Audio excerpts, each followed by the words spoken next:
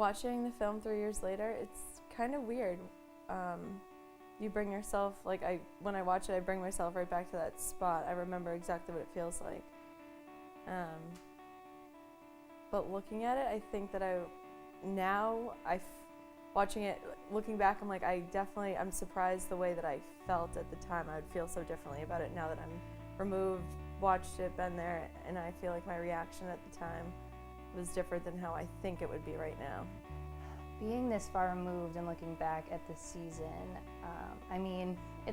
it was disappointing in terms of how far we went lacrosse-wise, but looking back, it's not really about the lacrosse. I'm still friends with all the girls that I played with and still am today, and I'm a part of a great program as an alumni.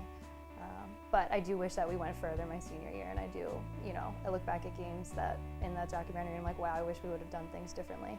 Looking back on it, I'm really happy that we did it.